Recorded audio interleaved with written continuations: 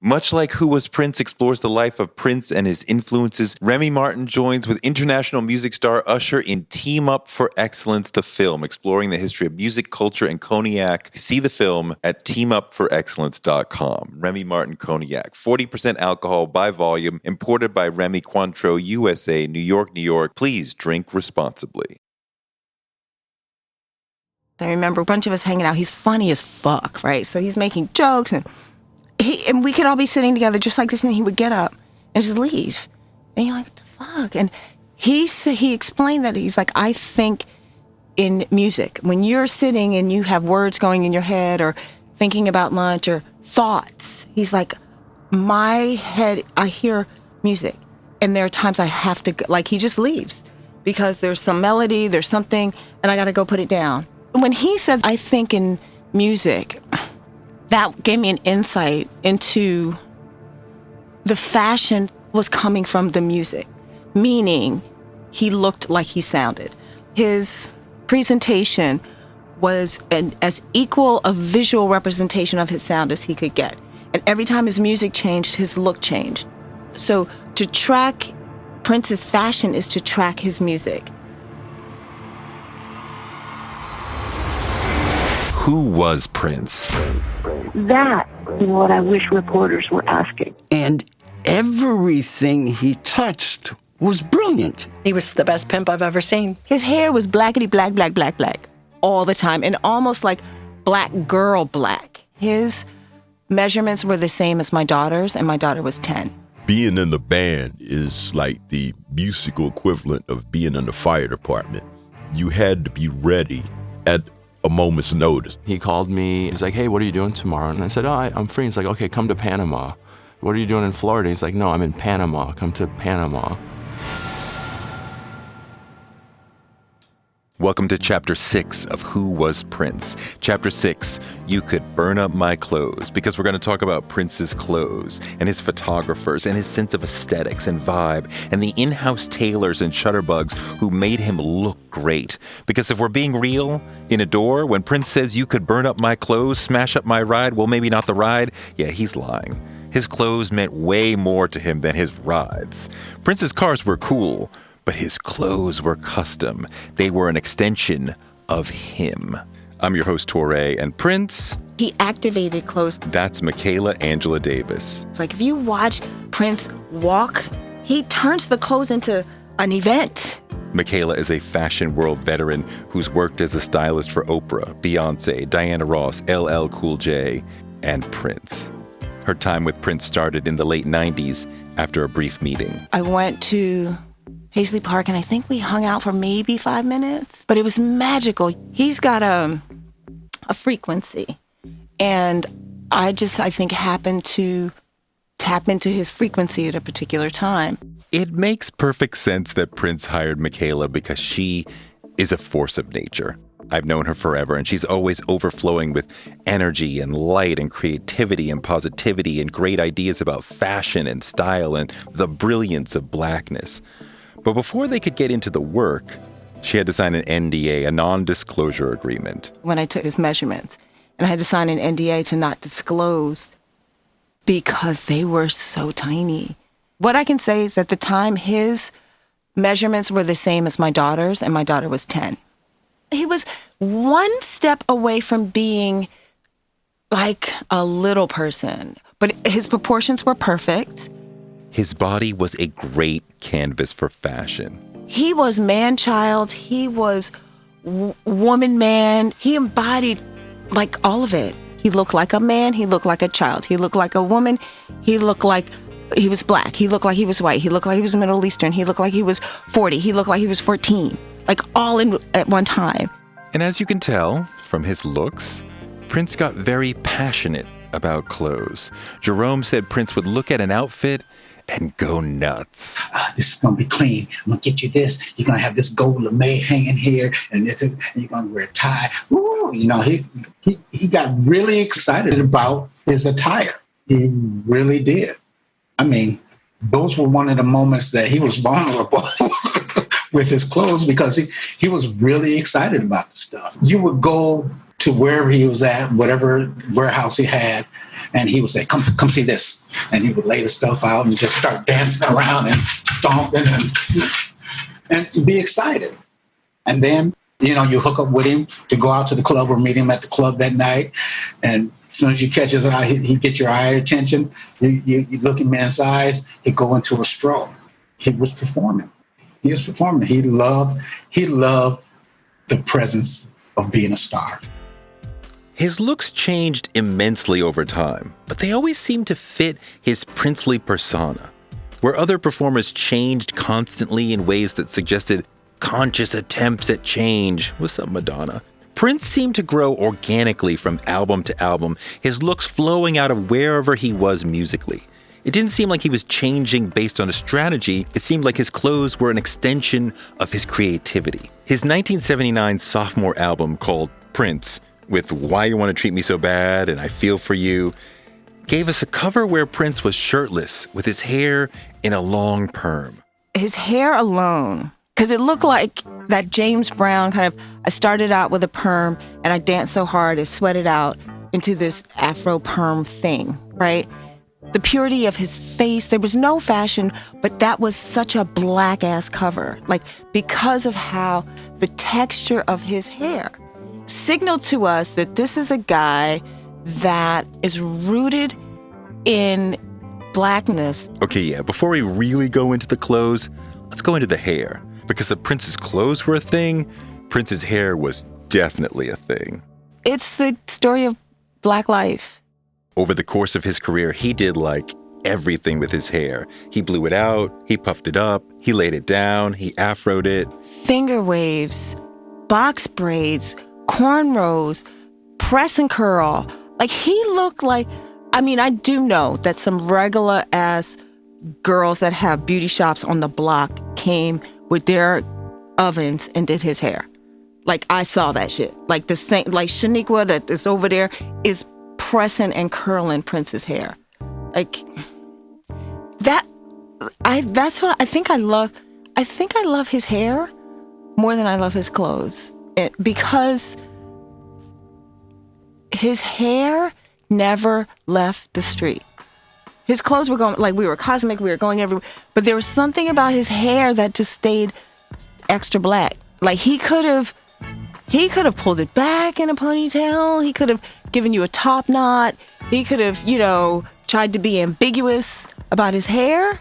His hair was blackety black, black, black, black all the time, and almost like black girl black.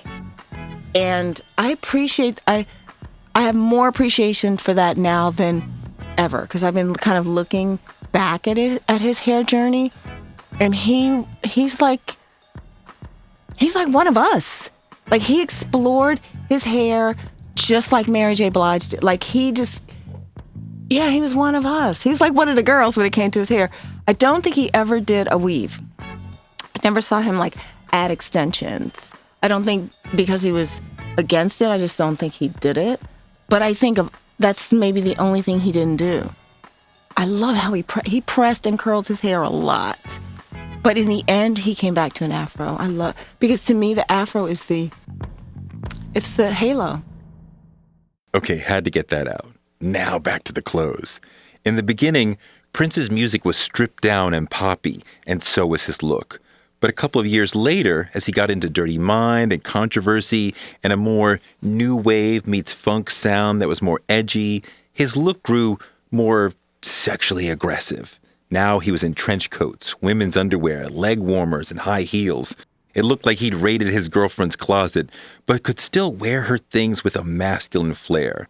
It fits someone who was singing about himself as a controversial figure, who was singing songs about giving head and getting deflowered by his older sister.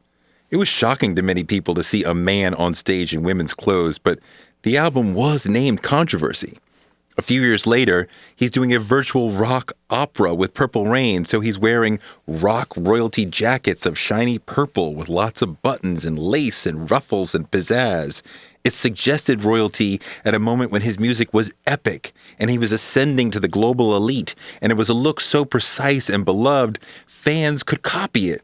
Now you could show up to a concert looking like Prince, which made him seem even larger. That was the moment I think that him and his whole crew literally started to affect fashion. That's when people really started to dress like Prince. In the years after that, he started wearing more crop tops and showing off his stomach. He's a dude that's wearing crop tops. And crop top, I think I remember having a whole dissertation kind of conversation about that, because that really was only women wore crop tops, really. I mean, the gay boys did, but it was very kind of, in the club. The fact that he was playing with the body parts and the silhouettes that were almost exclusively for women was, this is so ahead of the time. We didn't even have a language called fluidity and gender fluid, non-conforming. He went for bold colors or polka dots because his music was bold. He didn't want to be subtle. He didn't want to be minimalist. He wasn't trying to be, cool and blend in. He was trying to be alive. If you listen to his music, nothing in there is beige or brown. He loved high-waisted pants that emphasized the voluptuous, almost feminine curve of his hips. Prince turned it around. He's like, you're going to look at the curve of right before my ass. And that's the part that a lot of men fetishize around women. That's where you put your tattoo. And he's like, I got that too. And the fact that he kind of reveled in it he was modeling for us what nonconformity looks like. You would never catch Prince in casual clothes, not even at home. He'd wear some gorgeous tailored pajamas when he was padding around the house. You would never, ever see him in blue jeans. Casual was out for him. And he spread that rule to everyone in his orbit. Gail Chapman, the Revolution's first keyboardist, told me it was the law for the whole band that every time they left their hotel room for any reason, they had to be fully dressed like they were about to go on stage. Jerome talked about having that same ethos. The attitude of cool, we were required to have that at all times, even when we're dealing with our friends. Part of it is, Moore said, you never see me in no blue jeans. You better not bring no blue jeans out on the road. If I think your clothes get clean, I better not find no blue jeans. I'm telling. In her memoir, The Most Beautiful, Maite says Prince often stole her clothes, her tops, her pants. If she bought a suit, he'd nab it and put in shoulder pads. She also says his walk-in closet was a wonderland and that all his clothes were organized by color, beginning with black, then brown, red, and an amazing array of purple, indigo, and blue, coordinating shoes lined up on the floor below. Speaking of shoes, at the core of the nonconformist Prince, who somehow borrowed heavily from femininity while remaining masculine, was his penchant for wearing high heels. Prince was known for wearing heels from early on. 3 to 4 inch heels were a constant throughout his career, and they seemed an ode to James Brown, the soul funk god who rocked heels, as well as a shout out to all the ladies in the house. Prince always said he wore them because women loved them. It gave him 3 inches no matter what, but also the way that you dance in heels is different, and it makes your body do different things. It's almost like tango shoes. So I think part of it was just give him the height, but also it gave him the shape that he needed, the silhouette, because it does lift your butt. That's what a heel does. Prince never bought clothes. He had them made.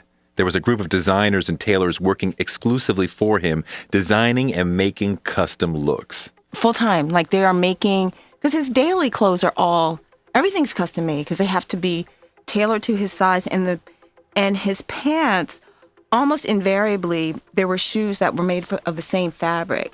So it looked like this continuous line so that it gave the illusion that he was taller. So everything he wore had to have an illusion. Because Prince had his own tailors and never wore anything but custom-made clothes, he didn't need a stylist like Michaela to come in and pull clothes from famous designers the way stylists usually do. No, she was there to conceptualize the look that the tailors would make.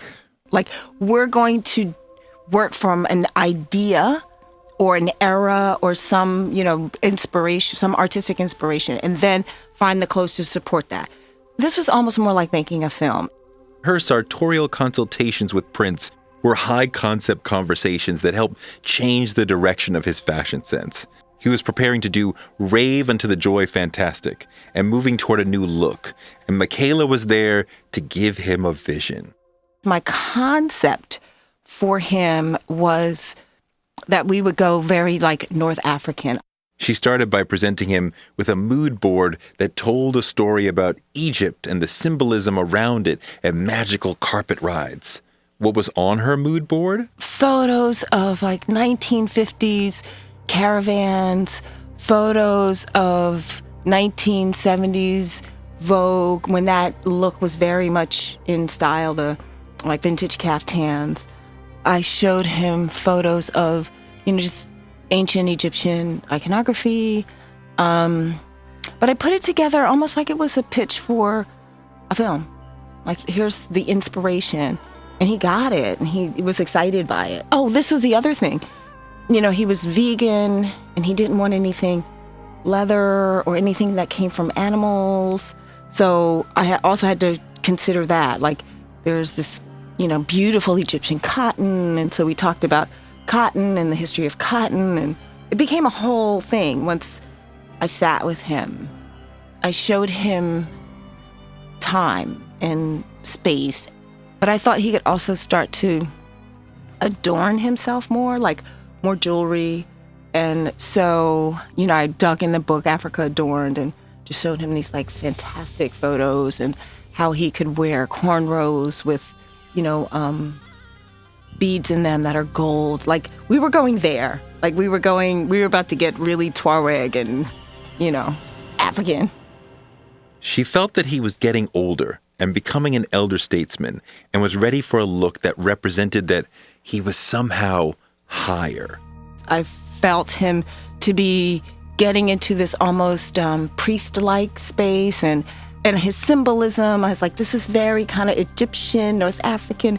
And I also knew that there are beautiful like caftans and robes that I could get that were made for boys or women that we could then tailor to him.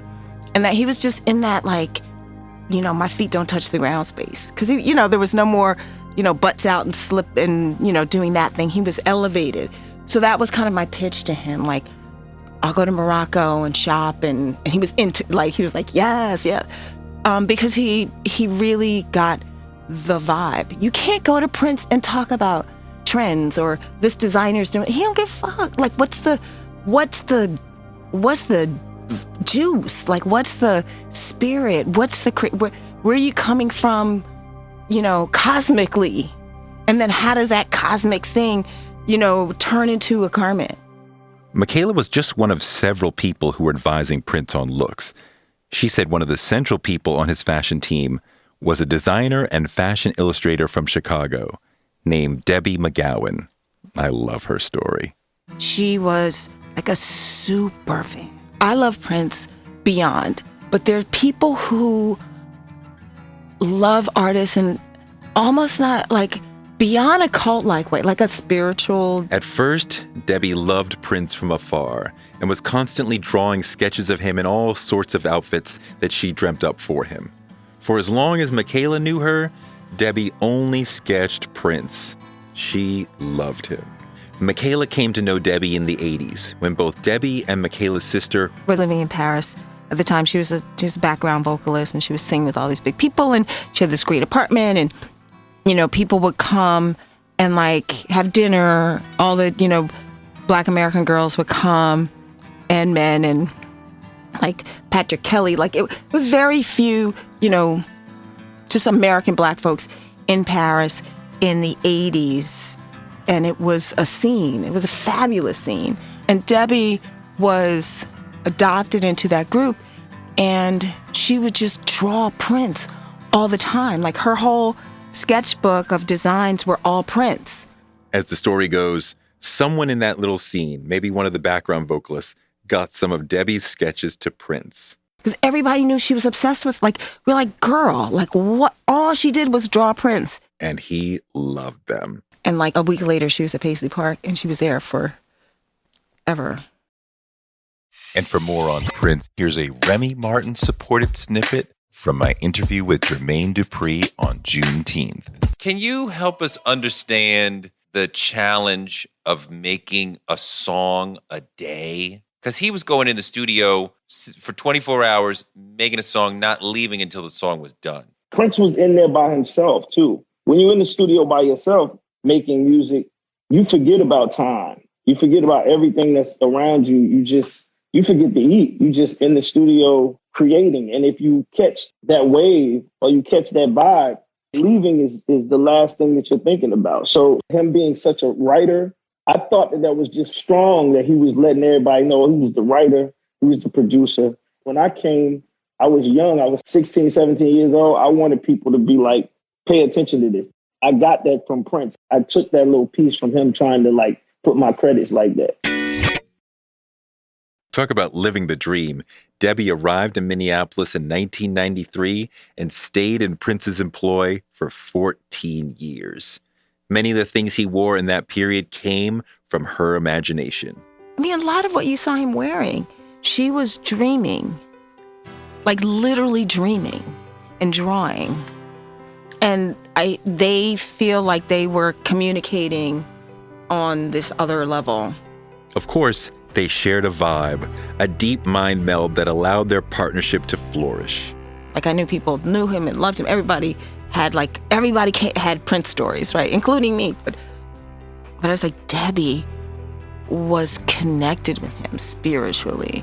And so, and maybe that could have worn her out. It's a lot being devoted, and that's really what it was. She was like a devotee. Prince had lots of ways of inspiring her without straight telling her what to do. At times, he would send her a song and say, "Tell me what designs you think this inspires or what looks would go with it." Sometimes he'd send her magazine tear sheets. She would turn those bits of ideas into drawings that the tailors would turn into clothes. Prince never did fittings, but the tailors had one client, so they knew how to make it work. There were other in-house designers besides Debbie, but it seems like Debbie had a special connection with him. I tried very hard to find her for this show, but no one knew where she was. She was not one to go around talking all the time about having worked with Prince. She was very shy. She certainly wasn't like, celebrity stylist. Now so many people promote who they're working with. She just was like serving him. She was just so grateful that she had made her dream come. That was her only dream. And there it was.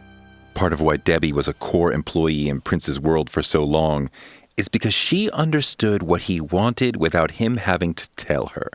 They had a sort of mental connection. With everyone who entered his orbit, Prince looked for that sort of almost telepathic communication. There's what I like to call a wavelength. Greg Boyer was a trombonist with Prince for a decade. It's something that you can't really put your hands on, but you can feel it. It's like trying to describe funk. You can't say it's this and that. You just know what it is when you hear it. He would create a very strong wave, and it was easy to latch on to because he just made the vibe very definite. If you failed to grasp onto that, it was very obvious that you weren't with everyone else. All he had to do was just give you a look, and you had to figure out what it was, but it didn't take long to figure out that when he gave you a look, you knew exactly what to do. Play a solo, come up with a horn line, change key. It didn't take a lot of words because he just made his intentions very clear. He just looked. You just kind of knew from whatever situation you were in. After playing with him a little bit, you understood that when he gave you a look, you just automatically knew what to do. He wouldn't ask you to be in the band if he didn't think that you had that kind of ability to communicate back and forth with him. Prince looked for that ability to vibe from everyone on his team. I felt like that's how I maintained, doing so many projects with him over time. Steve Park was Prince's art director and photographer for many years. He created the album cover for Graffiti Bridge. I sort of got into his headspace and could say, I'm thinking this will work for him. It wasn't a whole lot of communication. It was more in the moment, feeling what he wanted, him definitely signaling through his body language and his movement where he was going with it, and then you start to follow that flow. Once you got in that flow, you had to always be on your toes. Prince was all about spontaneity. If you were a singer or a musician or an engineer, you'd never know when he'd call and say, hey, let's go to the studio and record a song. And you might be like, dude, it's 3 a.m. And he'd be like, see you there. Trombonist Greg Boyer said, being in the band is like the musical equivalent of being in the fire department. in the respect of, you had to be ready to really, really play at a moment's notice. He'd wake you up out of your sleep in the middle of the night and say, hey, we're going to do a recording session, or we're going to play at some club doing an after party. Be downstairs dressed and ready. And he's probably the only person I ever played for where sleep wasn't guaranteed. It was the same thing for the photographers he had on retainer. They never knew when a photo shoot would break out. I was driving down the street. Photographer Randy St. Nicholas recently published a big, gorgeous photo book called My Name is Prince. It's a pretty awesome documentation of her many years shooting Prince. It was like 9:30 in the morning, and I looked over at a stoplight, and I saw this building that had smoke wafting off the roof, and I thought, oh, that must have just been on fire. And suddenly I just turned down the street, got out of my car, walked into the building because there was this little opening, and the whole thing had just been on fire, and it was all charred. And my phone rang, and it was Prince, and he goes, what are you doing? And I go, well, I saw this building that I think must have been on fire in the wee hours of the night, and I just walked in because it's so amazing, and I think it'd be great to shoot you here with a baby grand piano. And he goes, where is it? And I told him the address. And he goes, okay, call Studio Instrument Rentals, get a piano over there, and I'll meet you there in an hour. And so I hustled to get my assistants, my gear, the piano. I got a model down there just for entertainment for him. And he showed up, and we did this amazing photo shoot. And then I went back the next night because I thought it'd be great to shoot it. It was a full moon. I thought to go with that story would be a great picture of shooting just the location by itself lit with moonlight. And the building was completely locked up, completely boarded up. And it was sort of like a metaphor for how Prince lived his life, because if you could be spontaneous in the moment and hang with him no matter what, you were in, you got to capture him, and you were part of this whole incredible journey. You know, if I didn't do it at that moment, that picture would have never happened. That moment would have never happened because the whole building was just boarded up and torn down like a few days later, and it was now or never kind of thing. And that's something that's important for, I think, people to understand about Prince's music. He never belabored anything. He was really spontaneous. So he'd go in the studio every day, write music, write lyrics, record it, and move on. He forced you to think on your feet and always give your all, never let your fear or frustrations stop you. It was kind of just this incredible time capsule of creative energy happening pretty much 24 hours a day. We didn't sleep or eat. It was kind of an amazing experience. Prince was all about first thought, best thought. If he had a thought, he didn't think twice or doubt himself. He just laid it down and moved on. When songs came to mind, he recorded them right away, usually on the same day. But once they were down, he wasn't married to them. Later on, he'd listen back and quickly decide to throw it into the vault, which could mean never being heard ever again. They say he made about a song a day, so even though he put out a lot of music, he edited out a lot too. Prince didn't spend time looking back. He just kept on plowing ahead. Randy St. Nicholas said his intense focus on the present made her think of a Zen master. People who are incredibly religious and Zen masters strive to live in the moment, to really just be present, to forget the past, not think about the future, and experience what's happening now. This guy literally was born to do that. He really was able to just be present in that moment. So to be able to work with him, You had to be fluid and able to move quickly. I spoke to several of Prince's photographers, and all of them said he was all about executing photo shoots so rapidly you barely had time to think. They were often spur of the moment and many times didn't last very long. Prince wasn't one to pre-plan or come up with a mood board or even talk much about a vision. He usually preferred to just sort of jump in and see what happened. So there's no time to really think about him, how funny he is, what he's going to do next, or what you're going to do. You're just sort of in that moment. That's Randy St. Nicholas. So you didn't have a lot of time to think about what you were going to do or create.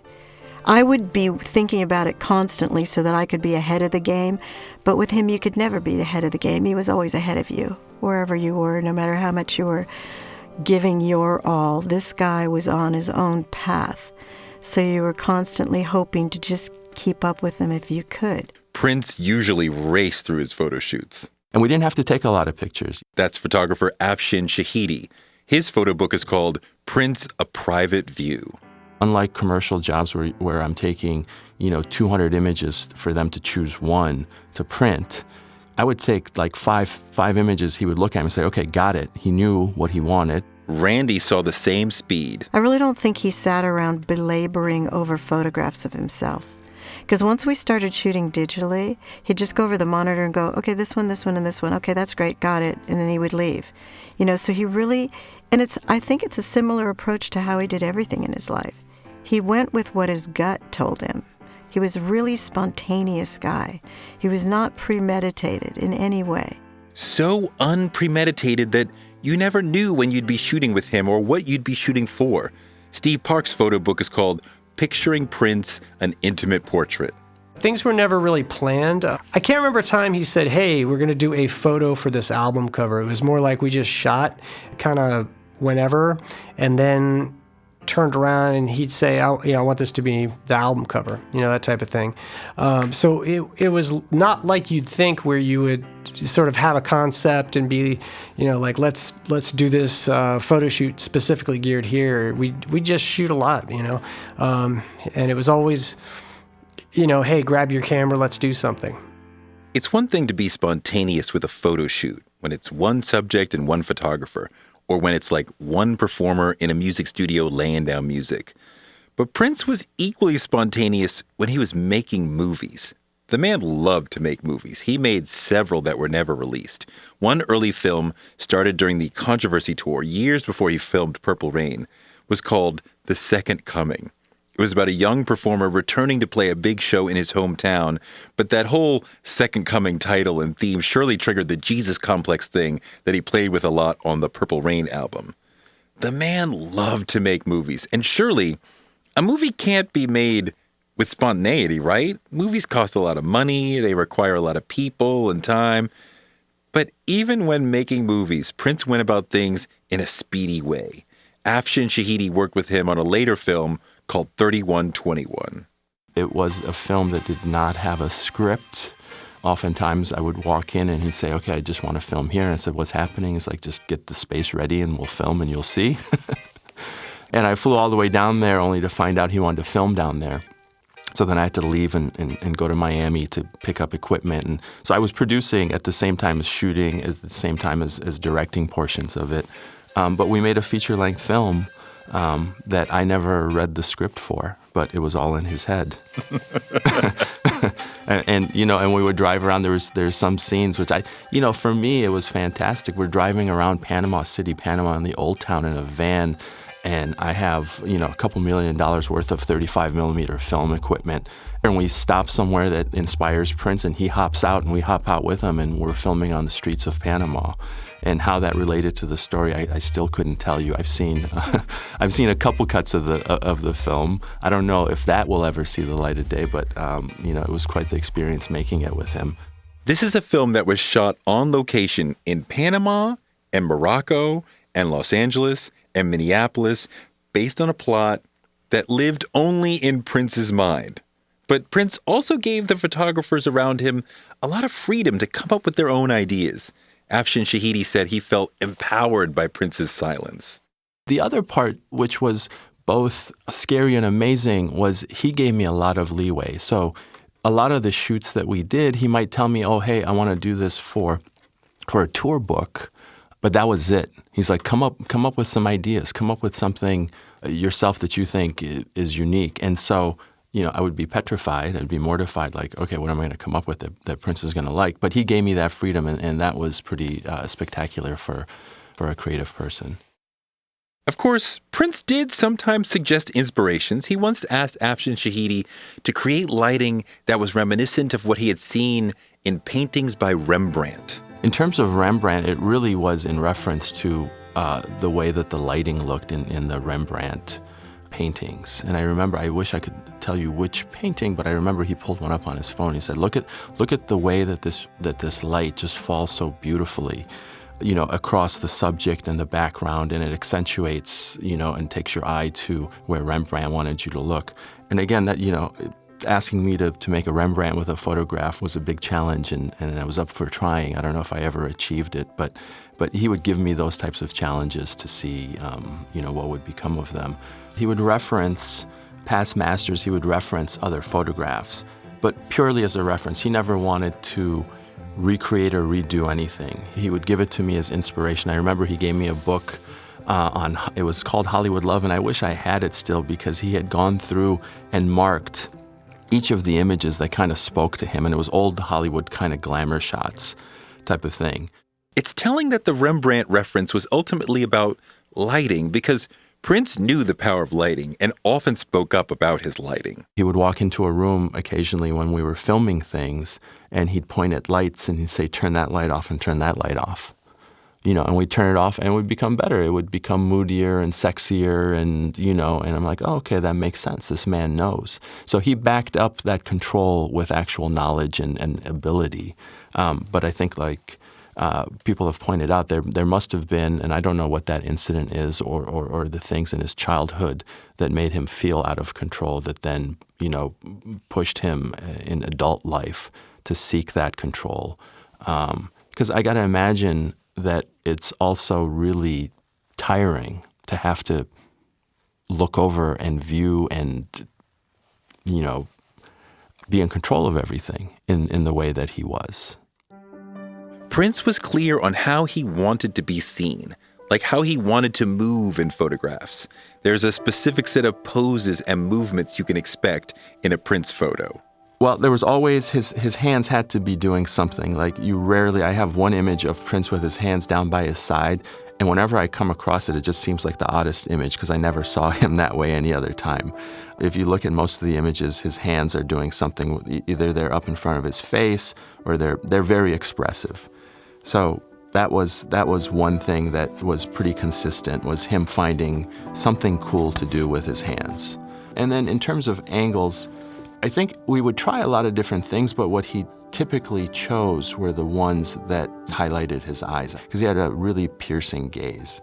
And the pictures he would tend to go for were the ones where his eyes just kind of stood out. He wanted to be seen as a strong silent type. And I would always mess with him, because we had all these images of the in-between when he was laughing and smiling and kind of pulling pranks or telling jokes. But rarely did those make the cut in terms of what he wanted to send out.